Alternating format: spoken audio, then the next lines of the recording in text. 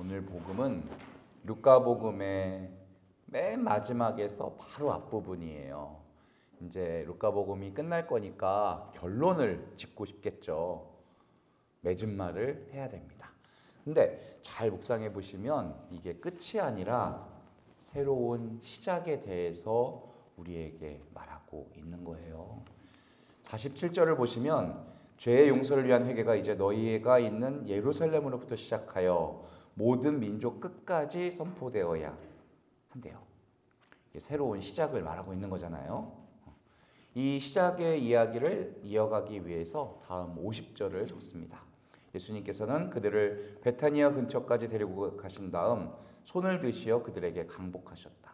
그렇게 하늘로 올라가셨다. 이젠 하늘로 올라가셔서 지금까지 땅에서 하셨던 일을 그대로 하신다라는 거예요. 48절에 너희는 이 일의 증인이래요. 우리는 그분의 십자가와 부활로 구원받은 백성이었어요. 그런데 그분이 하늘로 올려지시면서 이제 우리는 또 뭐가 되는 거냐? 구원받은 백성에서 사명을 받은 백성이 되는 거예요. 그리고 이 모든 일의 증인이 되는 거래요. 우리가 증인이래요. 영화 보시면 살인사건을 목격한 증인이 법정에 나가기 전까지 보호를 받죠. 아무도 모르는 곳 어디죠? 안전가옥 여기에 이렇게 있어야 하고 무섭잖아요. 법정에 섰다고 끝나는 것도 아니에요. 증언을 하고 나서 보복을 당할 수도 있어요. 평생 아주 불안에 떨 수도 있는 거예요. 증인은 그런 것까지 감수하는 사람을 말해요. 아무나 할 수 있는 게 아니다. 그럼 대체 우리가 어떻게 증인의 사명을 감당할 수 있을까? 우리에게 아무것도 안 주시고 그냥 감당만 하시라고 하실까요? 아니겠죠. 그럼 어떤 능력이나 선물을 좀 주실까요? 주시겠죠. 그럼 그 능력이나 선물이 뭔지 성경에 나올까요? 안 나올까요? 나오겠죠. 그게 어디 나올까요? 그게 바로 오늘 나오는 겁니다. 자, 그 첫 번째 선물은요. 사명받은 우리를 위해 소망을 주신다. 제자들이 꽁꽁 잠겨놓은 방에 들어오세요. 근데 제자들은 무섭고 두려워 유령을 보는 줄로 알았대요. 왜 그랬을까요? 지금까지 3년도 넘게 예수님과 같이 지냈는데 왜 이렇게 놀래요? 처음 보는 방법으로 들어오신 거예요. 문도 안 열고 인기척도 없이 쓱 들어오신 거예요. 그분이 새로운 방식의 몸을 보여주셨다. 분명히 3일 전에 처참한 모습으로 죽임을 당하셨죠. 채찍으로 때리면 찢기고 창으로 찌르면 뚫리는 연약한 몸이었어요. 결국 무덤까지 들어가셨죠.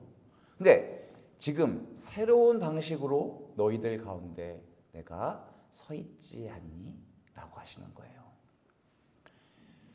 우리 인생의 가장 큰 문제 중에 하나가 죽음입니다. 죽을까 봐 두려워요.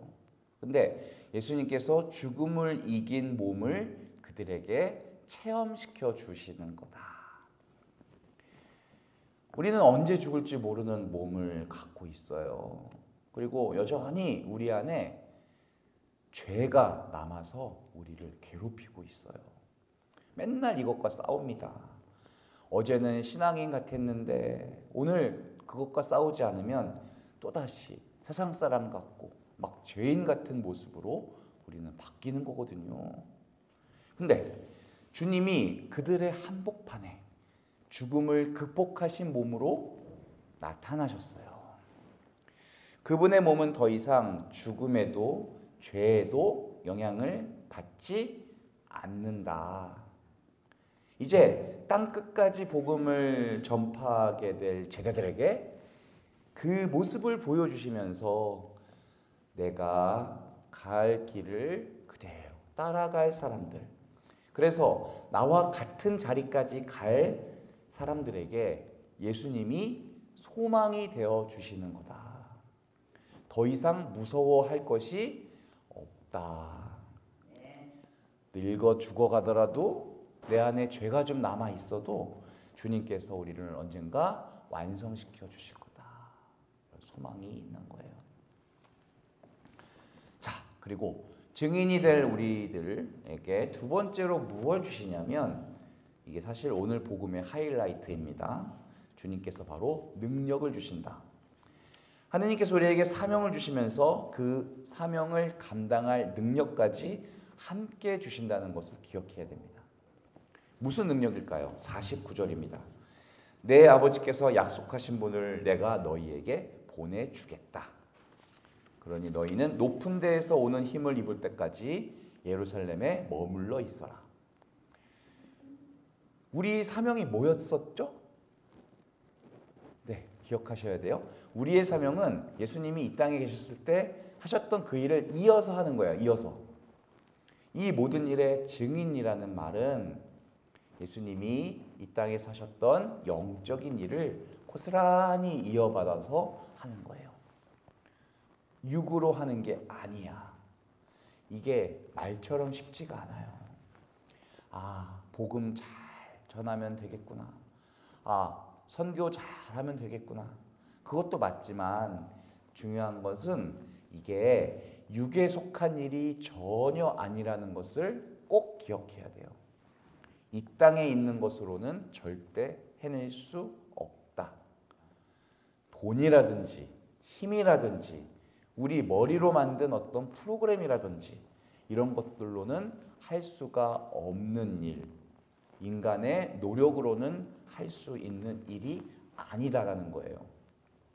그래서 오늘 우리에게 주어진 능력이 대체 뭐냐? 49절, 높은 데서 오는 힘, 위로부터 오는 능력. 다시 말해 우리에게 성령을 주신다는 것이에요. 그것도 사랑하는 자녀에게 그냥 주는 선물 정도가 아니라 이제 하느님의 사명을 감당하려는 증인들에게 주어지는 놀라운 능력이다. 그런데 여기 단서가 하나 더 붙어요. 약속하신 분을 너희에게 보내주겠대요. 이미 약속되어 있는 분이래요. 성경에서 언제나 약속이라고 말한 것들을 우리가 받으려면요, 그냥 기다리면 주겠지 하면 안 돼요. 모든 성경에 나온 약속들이 다 그래요. 반드시 믿음을 가져야 주시고요, 반드시 기도가 있어야 돼요. 이게 아주 중요한데 이거는 나중에 더 말씀드리겠습니다. 오늘 말씀을 한번 요약하면 이렇게 됩니다. 우리에게 사명을 주시는데 그 사명은 이 땅에 있는 것으로 완성할 수 있는 게 아니라서 위로부터 오는 능력, 바로 성령이 필요하고, 그래서 우리에게 그걸 주시는데 그냥 주는 선물이 아니라 사명을 감당하기 위해 믿음과 기도로 순명하는 증인들에게 주시는 능력이다. 부활 3주간 동안 구원받은 자녀에서 이제는 사명을 받은 자녀로 바뀌었다는 것을 기억하시면서 사명을 감당하지 않으려고 피해 다니지 말도록, 감당하더라도 인간적인 프로그램으로 감당하려 하지 않기를 루카복음이 이어가는 새로운 이야기의 주인공처럼 살아가는 우리 모두가 되었으면 좋겠습니다. 아멘.